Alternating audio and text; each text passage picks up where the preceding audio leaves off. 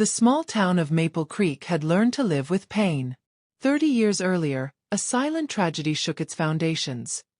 Sofia Martinez, a 10-year-old girl, vanished without a trace during a family walk in the forest. The search efforts were intense in the first few months, but soon hope began to fade, just like the investigators' enthusiasm and the media's attention. Maple Creek, however, never forgot. Sofia's parents, Marcos and Helena, lived for 3 decades under the weight of her absence, growing old, burdened by a grief with no closure. Until the day Sofia returned. It was a typical autumn morning, with cool air blowing through the empty streets. Clara Jenkins, a local woman who enjoyed early morning walks in the forest, noticed something unusual as she followed her usual path.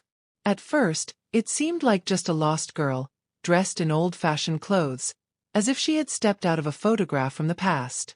Her eyes were confused, and the fear in her expression was almost tangible. "Sofia?" Clara murmured, incredulous. That girl. She couldn't possibly be who Clara thought. Not after so long. But it was. Sofia, without a scratch, wearing the same clothes from the day she disappeared, had reappeared exactly as described on the weathered posters still hanging in some corners of the town. She didn't seem to have aged a day. The news spread like wildfire. The few neighbors who still remembered the missing girl could hardly believe it. Marcos and Helena were rushed to the scene. When they saw their daughter standing at the entrance of the police station, their wrinkled, emotionally scarred faces reflected a mix of shock and relief that words couldn't describe. There was Sofia, just as they remembered her, with the same 10-year-old gaze, while they carried 30 years more of pain in their bodies. "It's her," Helena whispered, her eyes welling up with tears, feeling her legs weaken. Marcos, on the other hand, didn't know how to react. How could he? Time had frozen for their daughter, but for him and his wife, the clock had kept ticking, relentless. "Sweetheart," he finally muttered, unsure whether to approach. Sofia looked at them with innocent confusion. She didn't seem to recognize the aging of her parents or the changes around her. "Dad. Mom." Her voice trembled as she took a hesitant step toward them. Her parents embraced her, tears streaming down their faces, but the moment of joy was soon overshadowed by a crushing weight of questions. Where had she been all this time? How was it possible that she hadn't aged? No one had any answers. Sofia didn't either. She remembered being in the forest, hearing her parents calling, and then nothing. She didn't know how or why she was back, but one thing was certain: the mystery was only beginning. Sofia felt out of place, as if trapped in a strange dream. The town she once knew so well now seemed different. The shops, once familiar, now looked like they belonged to another time. The cars were different, the people passing by had new faces, and even the scent of the air seemed to have changed. Back at her parents' home, things were even more confusing. The small house she had left 30 years ago now felt like a place of strangers. Time had worn down the furniture, the walls, and, in a way, her parents too. Helena and Marcos were older versions of themselves, full of wrinkles and marks that Sofia couldn't understand. To her, it felt like only hours had passed since the last smile she had shared with them. But now she found herself facing 2 people who, though still her parents, had aged beyond recognition. She tried to adjust to this new reality. Helena talked endlessly, sharing stories of the years that had passed, the failed attempts to find her, and the pain they had endured. Marcos was more reserved, watching Sofia cautiously, as if afraid it was all a dream that might vanish at any moment. He was still in shock, dealing with the reunion in a quieter way, internalizing the confusion and the questions tormenting him. But no matter how much they tried to bring her back into the routine, something wasn't right. Sofia still felt like the 10-year-old girl she once was, stuck in a time that no longer existed. The things that had once been part of her daily life now seemed distant and unrecognizable. The cell phone her mother tried to teach her to use was a baffling mystery. The news spoke of events and technology she couldn't keep up with, and the music that had once been her favorite now felt like melodies from another era. "How did everything change so much?" she asked one day, flipping through old photos of her childhood friends. They had all grown up. She saw wedding pictures, children, accomplishments, and losses. And her. She remained the same, a child trapped in a body that no longer fit the world around her. You have to understand, Sofia, Marcos said, trying to find the right words. Time passed. And you weren't here. Life went on. Those words echoed in her mind. Life went on. But why hadn't she? Why had time forgotten her? The memories of the forest began to return, but they were fragmented and confusing. She remembered walking among the trees, hearing her parents calling in the distance, and then, the void. There was no sound, no light, just a feeling of being suspended, as if time itself had ceased to exist. When she tried to describe what she had experienced, her words seemed to fail, unable to translate the strange reality she had lived through. The dreams came at night, bringing flashes of a place where everything was still, where she floated as if out of her own body, unable to move or feel time pass. Every morning, Sofia woke with a sense that something was coming, something she couldn't yet understand. While Sofia struggled to find her place in this new world, something bigger was beginning to unfold, beyond her comprehension. The case of the missing girl's return was gaining traction in the news, drawing the attention of curious onlookers and reporters from all over the country. The small town of Maple Creek, once forgotten by the world, was now at the center of a storm of unanswered questions. But the attention wasn't just from the media. A government organization, known only to a few, began to take an interest in Sofia's case. There was something unusual about her return. The local authorities, pressured by this higher force, could do little to protect the girl and her family. There were questions that even Sofia's parents couldn't answer, and behind the scenes, something more sinister was being set in motion. Meanwhile, Sofia, unaware of these developments, tried in vain to reconnect with the few friends who remained in town. They were now adults, with families and careers, while she remained the same lost girl from so long ago. The reunions were awkward, uncomfortable, full of silences and curious glances. Everyone wondered, what had happened to her? And most importantly, how was it possible that she had returned without aging a single day? These questions began to weigh on Sofia. She knew she needed answers, but no matter how hard she tried, the memories of what had happened in that forest were locked deep within her mind. The only thing she knew for certain was that wherever she had been, time didn't flow the same way. As the days passed, the tension in the Martinez household grew. Sofia began to notice that something was wrong. Her parents, once so open in their attempts to bring her back to normalcy, were now avoiding certain topics, especially questions about the visitors they had received. Men in suits had appeared, their questions sharp and incisive, but always polite. They claimed to be government representatives, investigators interested in Sofia's return. Yet there was something unsettling in their demeanor, a coldness in their eyes that made Helena and Marcos feel like they were being watched, monitored. Sofia, already feeling out of place in the new world around her, now found herself becoming an object of curiosity. The small town of Maple Creek was full of rumors, and wherever she went, whispers followed. At school, children whispered about her story as if she were a myth, and the few childhood friends who remained avoided contact. Their curious gazes were a constant reminder that she no longer belonged there. It was a suffocating feeling of isolation, which only grew with the increasingly constant presence of those men. One night, Sofia awoke to the sound of whispers downstairs. She quietly descended the stairs and saw her parents in the living room, speaking in hushed tones with two men in dark suits. They were not from the town. They seemed out of place, cold and calculating as they questioned her parents about her. "We just want to understand what happened," one of them said, his voice calm and controlled. "It's of national interest. We need to ensure there are no risks." "She's just a child," Helena exclaimed, nearly in tears. "She came home and that's all we know." Marcos, always the more reserved one, kept his calm, but Sofia could see the nervousness in his eyes. He knew this was beyond their control.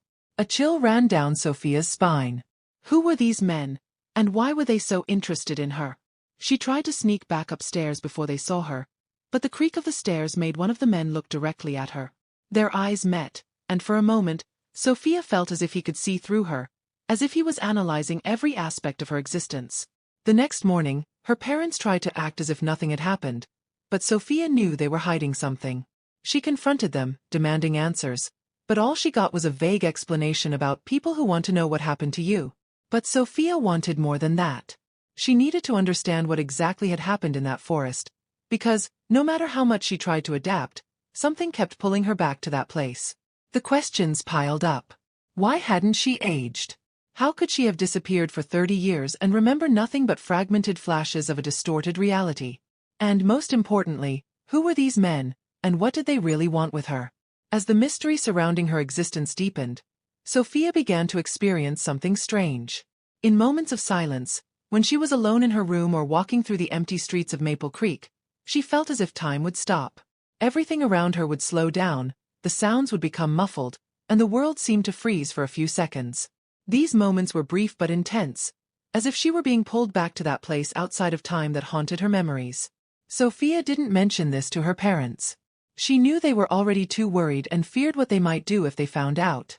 But the feeling was becoming more and more frequent. Something was wrong with her. Time didn't flow the same way for Sofia, and deep down, she knew she needed to return to the forest to understand what had truly happened. While these thoughts haunted her, the secret organization intensified their surveillance. It was no longer just a matter of curiosity. They were certain that Sofia was the key to something much bigger, something that went beyond the simple fact of a child disappearing and returning. There were forces at work that Sofia and her family couldn't comprehend, but whatever it was about to reveal itself. However, Sofia wasn't willing to wait for answers. She knew the truth was hidden in the forest where everything had started. Sofia could no longer ignore the feeling that something in the forest was calling her. It was as if the ancient trees were whispering secrets only she could hear, echoing memories lost deep in her mind. The visions of a place where time didn't flow haunted her more frequently, and the mystery surrounding her disappearance enveloped her more and more. She knew there was no more time to wait. She had to return to the forest. One afternoon, when her parents went out to buy groceries, Sofia seized the opportunity. She knew they would forbid her from going to the forest alone, especially with the men from the secret organization watching closely. But she was determined. She put on a light jacket, donned a hat, trying to go unnoticed, and headed toward the trail she knew so well. The path through the trees was both familiar and strange. With each step, fragments of memories flashed in her mind. The sound of distant laughter, the rustling of leaves beneath her feet, and a sense of tranquility that soon turned into growing anxiety. The scenery looked the same as when she was 10, but now there was something more sinister in the air. Sunlight filtered through the tree canopies, casting long twisted shadows on the ground, and the wind blew with an unsettling gentleness. As she walked along the trail, Sofia didn't notice she was being followed. Not far behind, hidden among the trees, were two men from the secret organization. They had been tailing her since she left home, silent but watchful. They knew something was drawing her back to that place, and they were determined to find out what it was. Sofia walked until she reached a clearing. In the center was a small cave, almost imperceptible, hidden by thick vegetation. Her heart raced as she saw it. She didn't remember the cave in detail, but something inside her told her this was the place where everything began, and where, in some way, it would all end. She entered, feeling the damp air inside the cave and the strong scent of earth and ancient stones. As she moved forward, the space grew darker, until a faint blue luminescence began to appear on the walls, lighting the path ahead of her. The glow was familiar. It was the same she had seen in her visions, in the moments when time seemed to stop around her. Deep inside the cave, something awaited her. A mysterious artifact, a circular structure made of ancient stone, covered in symbols Sofia couldn't understand. She approached, feeling a strange connection to the object. Her mind began to fill with quick, confusing images, as if her memory was trying to realign itself. She saw scenes from the past, moments from her childhood, and then, nothing. The place where time had stopped. The artifact began to glow brighter as Sofia drew near, emitting a soft, almost imperceptible hum. She reached out, unsure of what to do, but with a growing sense that this object was the key to everything that had happened. Before she could touch the structure, a metallic sound of footsteps echoed through the cave. Sofia turned, only to see the two men from the secret organization blocking the exit. "Don't touch that," one of them ordered, his voice firm and threatening. "Step away." Sofia backed up, her heart racing. She was trapped, with nowhere to run. Do you know what this is?" Sofia asked, trying to stay calm, but failing. Desperation seeped into her voice. She needed answers, but it seemed like she wouldn't get them now. The men didn't respond. The taller one stepped forward, his gaze fixed on the artifact. "This isn't for you," he said coldly. "You should have stayed home." Before Sofia could react, the artifact glowed intensely, emitting a deep resonating sound as if it was responding to her presence. The men paused for a moment, hesitant, as the cave began to shake lightly. "This isn't right," murmured the other agent, taking a step back. Ignoring the warnings, Sofia felt an uncontrollable force inside her. It was as if the artifact was calling her. In an impulsive move, she reached out and touched the cold surface of the structure. Immediately, a wave of energy surged through her body, and the world around her seemed to stop. Everything fell into absolute silence. The men were motionless. Dust particles in the air were frozen in time. Sofia stood still, trying to understand what had just happened. She felt she was standing on the threshold between two realities, one where time followed its course, and another where it didn't exist. Then she knew, the cave and the artifact were the source of her disappearance. But what else was hidden there? What else did the cave still hold? Time began to flow again. The men moved once more, as if the brief moment of stasis had gone unnoticed by them. One of them tried to approach Sofia, but before they could capture her, the artifact glowed again, and a deafening sound filled the cave. Sofia ran. She knew that if she stayed, she might never have another chance to discover what had happened to her. And the truth she sought seemed to only be beginning to reveal itself. She ran through the forest, her heart pounding in her chest, as the men from the organization shouted behind her. The trees seemed denser, as if nature itself conspired to keep the secret of what she had just witnessed. The artifact, that ancient object hidden in the cave. It was connected to something much bigger than she could comprehend. The path back to town seemed longer than usual, but she knew she couldn't stop. She needed to get home and tell her parents what she had discovered. Yet, the feeling of being watched didn't leave her. They were after her, but there was something more. She could still feel the strange effect the artifact had caused. Time seemed to flow irregularly around her, with moments of complete stillness followed by rapid flashes of movement. It was as if she was caught between two worlds, two times. When she reached the edge of town, Sofia stopped for a moment to catch her breath. She knew the men would soon be there, but there was a strange sense of urgency in her mind. She couldn't just go home and keep running. Something had to be done. The cave. She had to go back to the cave and understand what that artifact really was. Before she could change her mind, Sofia turned and ran back into the forest. This time, her steps were quicker, driven by determination. The men might be close, but she knew she was the only one who could uncover the truth. She was the key to whatever was hidden in that place. As she moved through the trees, she saw the familiar glow of the cave's entrance. Now, she knew the artifact was calling her, almost as if it had a will of its own.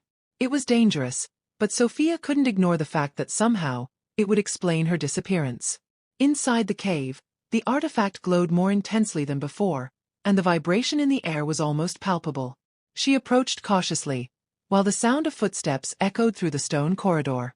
The men from the organization had returned, and she knew time was running out. Before she could decide what to do, the two agents appeared at the entrance of the cave. "Think carefully, girl," one of them said, his voice hard and filled with cold authority.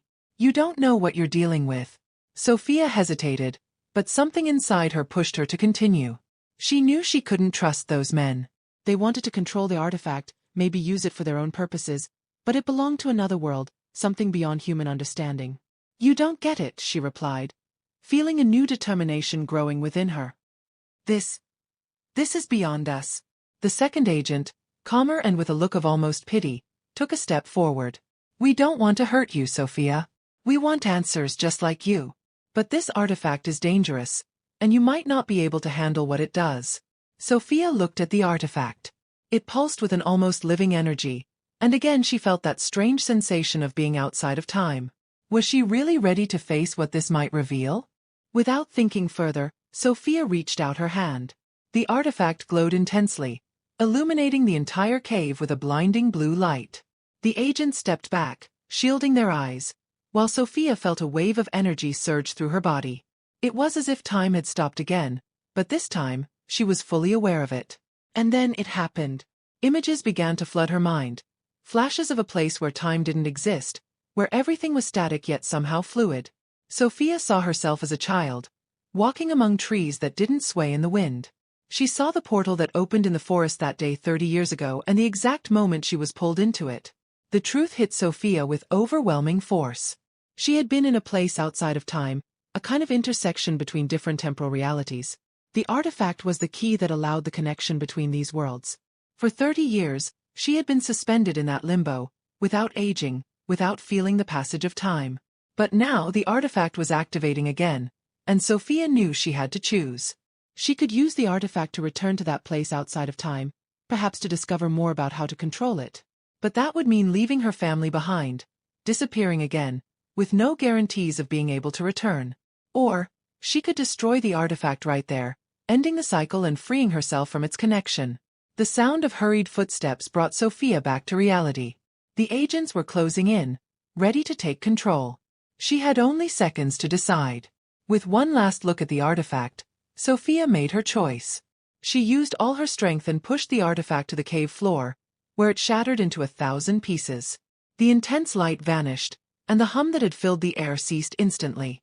The portal between times had been destroyed. The agents were stunned, but there was nothing more they could do.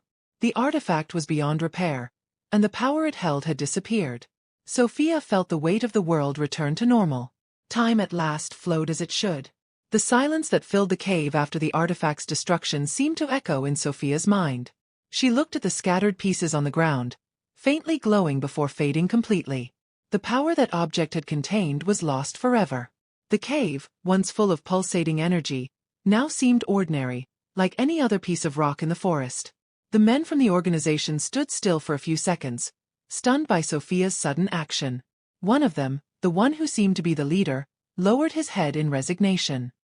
He knew that with the artifact destroyed, there was nothing more to be done there. Sofia had ended the cycle, severed the connection with the portal that had shaped her life for so long.